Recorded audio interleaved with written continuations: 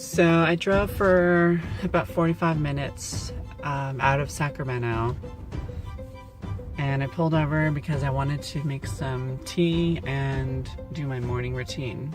After I do that, I want to talk about my experience in Sacramento and probably why I would never stay there again. So I'm about an hour north of Sacramento. I just pulled somewhere over and made my tea.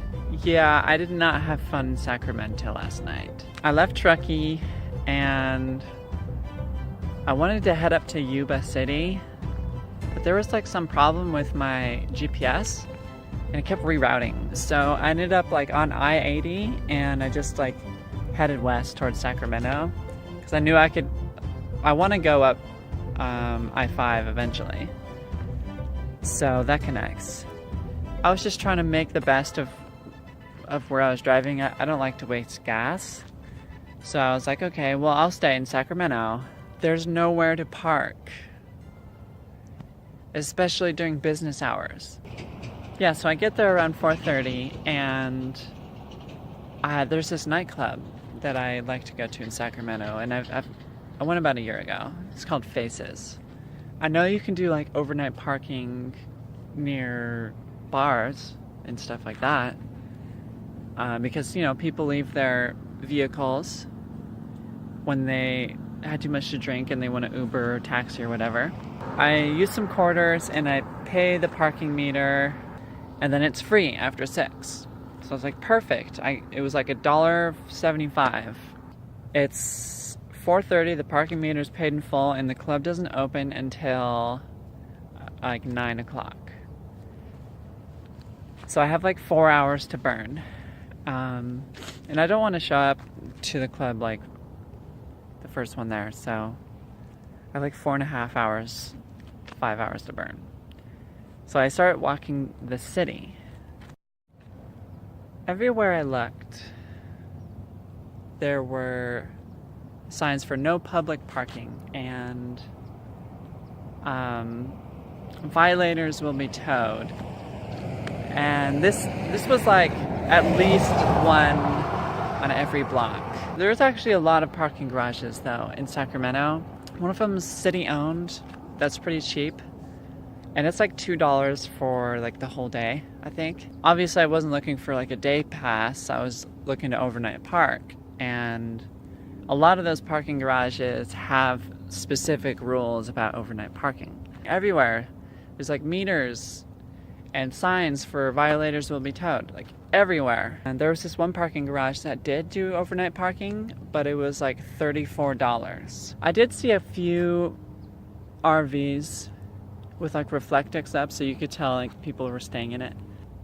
And they were in a parking meter spot and they paid it till full too. So I think I had the right idea. A lot of the different parking meters have specific rules about when they charge. Mine charged from 8 to 6. I had to get out of that spot by 8 in the morning. So I set my alarm for like 7.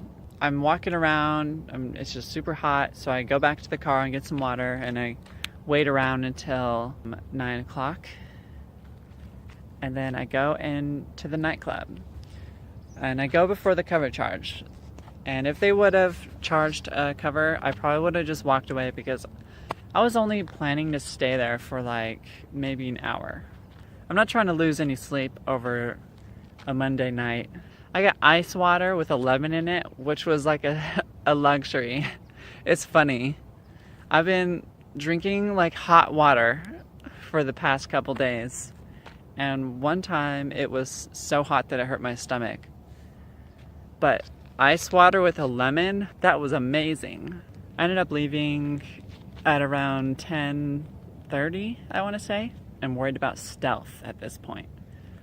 I'm just like, I'm thinking maybe I shouldn't put the reflectix up on, let me show you.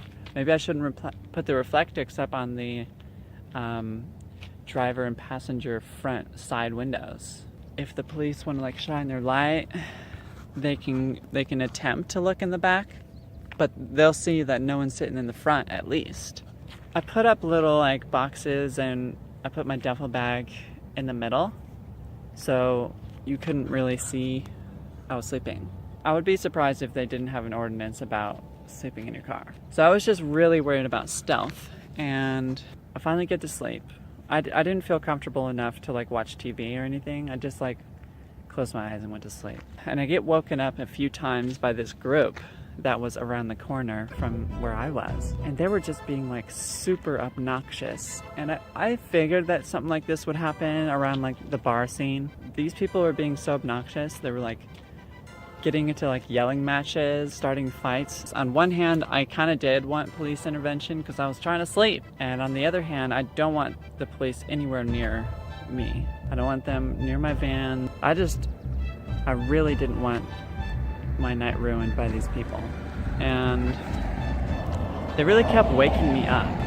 It was not fun. That town, like, it just runs on money, you know? Everywhere you look, you just have to spend $11. There really wasn't anything there for me. I walked around and I saw some of the bigger buildings, and that was kind of cool, but I mean, I even went on like their local events and seen if they have any like free local events that they're doing. And they don't. Plus, like, parking would be a nightmare, and it's just like, why am I here in Sacramento? I woke up about an hour before my alarm, and I think it was just from stress. And I just like left right away because I didn't want to be towed, and I didn't want tickets, and I didn't have any money to spend there. So I don't know exactly where I'm going to end up next, but I could probably say that it's not going to be like a major city with parking issues, because that is not fun. But look where I am now. I'm just like not even an hour north of Sacramento, and there's this beautiful like green areas, and I don't know what kind of trees these are behind me, but I mean, obviously this is farmland, but it's still better than that obnoxious city.